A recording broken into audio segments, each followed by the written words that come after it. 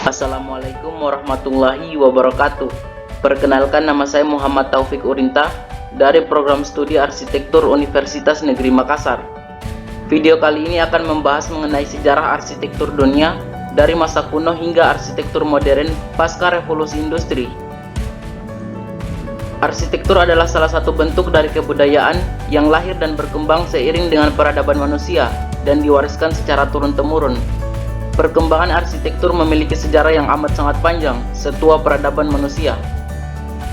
Dalam video kali ini kita akan membagi evolusi arsitektur ke dalam 7 bagian yang dianggap paling berpengaruh dalam perkembangan arsitektur dunia, yaitu arsitektur Mesir Purba, arsitektur Mesopotamia, arsitektur Romawi dan Yunani, arsitektur abad pertengahan, arsitektur Renaissance, Barok dan Rokoko, arsitektur eklektik dan neoklasik, serta arsitektur modern.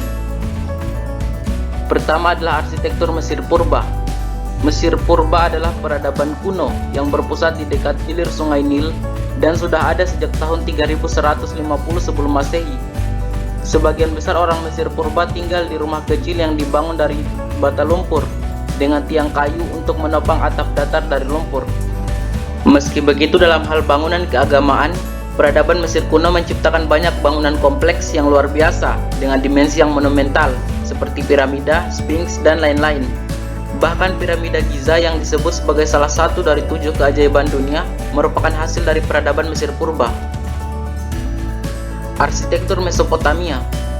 Peradaban Mesopotamia merupakan gabungan dari berbagai suku bangsa yang terletak antara Sungai Efrat dan Tigris. Arsitektur Mesopotamia menggunakan batu bata, campuran tanah liat, dan batu kapur sebagai bahan bangunannya.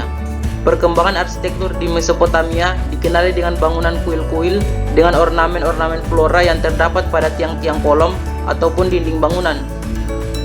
Contoh arsitektur pada masa Mesopotamia adalah kuil Ziggurat, taman gantung Babilonia, gerbang Ninive. Arsitektur klasik Yunani dan Romawi. Yunani kuno dan Romawi kuno adalah dua peradaban yang berbeda. Yunani kuno ada sekitar tahun 1100 sebelum Masehi, sedangkan Romawi kuno sekitar 750 sebelum Masehi. Meski begitu, karya arsitektur keduanya memiliki karakteristik yang mirip dan saling melengkapi. Yunani berada pada wilayah berbukit dan kaya akan batu, sehingga banyak memanfaatkan batu sebagai material bangunan. Karakteristik arsitektur Yunani adalah bangunan dengan pilar yang tinggi, serta ornamen dan profil ukiran yang mendetail. Selain itu, bangunan juga dibuat sesimetris mungkin. Contoh bangunannya adalah kuil Parthenon, kuil Erechtheum, dan kuil Nike. Arsitektur Romawi kurang lebih sama dengan arsitektur Yunani. Bedanya adalah arsitektur Romawi mulai menambahkan pintu berbentuk setengah lingkaran dan menambahkan kubah pada bangunannya. Arsitektur pertengahan pada masa Kristen awal. Arsitektur Kristen awal bermula pada tahun 313 Masehi ketika agama Kristen dinyatakan sebagai agama yang legal oleh Kaisar Konstantin. Dalam periode ini, karya arsitektur dibuat untuk kebutuhan gereja. Ciri-ciri arsitektur awal adalah pilar-pilar yang besar, interior berupa ornamen atau gambar tokoh pemuka agama, bangunan yang luas dan dapat menampung jamaah. Contoh arsitektur Kristen awal adalah Basilika Roma dan Gereja Rosalind Chapel. Berikutnya adalah arsitektur Bizantium. Arsitektur Bizantium merupakan kelanjutan dan bagian dari arsitektur Romawi. Karakteristik arsitektur Bizantium adalah penggunaan atap kubah dengan bentuk denah persegi atau segi banyak, menggunakan bata dan plasteran sekalipun pada kubah. Elemen dekoratifnya menggunakan mozaik. Contoh arsitektur Bizantium adalah Masjid Hagia Sophia. Arsitektur Gotik. Arsitektur Gotik adalah arsitektur yang digunakan selama abad pertengahan dan akhir. Gaya ini berevolusi dari arsitektur Romansque dan diteruskan oleh arsitektur Renaissance. Arsitektur ini berasal dari Prancis abad ke-12. Karakteristik arsitektur Gotik adalah atapnya yang lancip, jendela yang berbentuk mawar sebagai pencahayaan alami, dan adanya ornamen-ornamen dan patung pada bangunan. Contoh bangunan arsitektur ini adalah gereja Westminster Abbey, Katedral Milan, dan Katedral Notre Dame de Reims. Arsitektur Renaissance. Arsitektur Renaissance adalah arsitektur pada awal abad ke-15 sampai abad ke-17.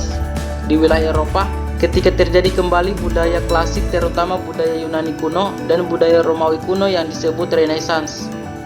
Arsitektur Renaissance memiliki karakteristik yang mirip dengan arsitektur Romawi dan Yunani, baik tiang-tiang yang banyak dan tinggi serta masih terikat dengan dalil-dalil kesimetrisan.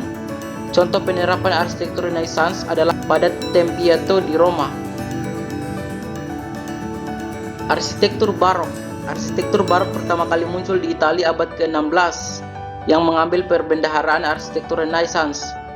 Arsitektur Barok ditandai dengan karya arsitekturnya yang berlebihan, dramatis, dan lepas dari aturan.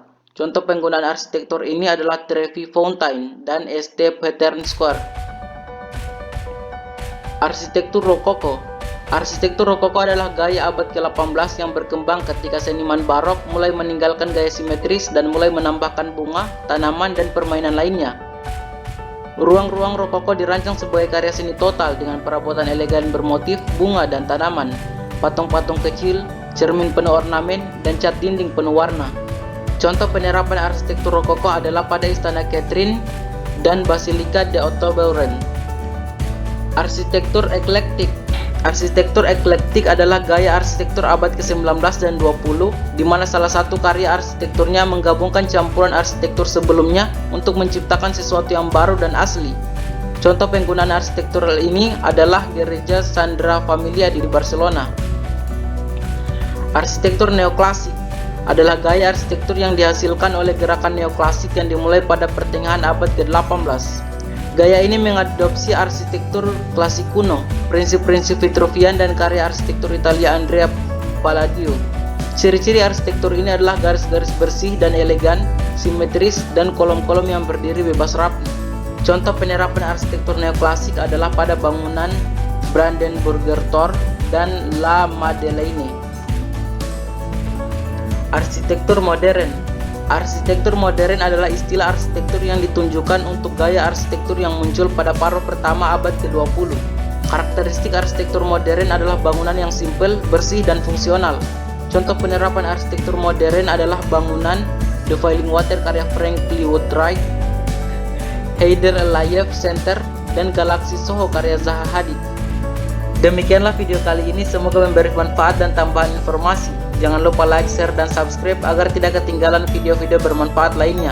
Saya Muhammad Taufiq Urinta. Wassalamualaikum warahmatullahi wabarakatuh.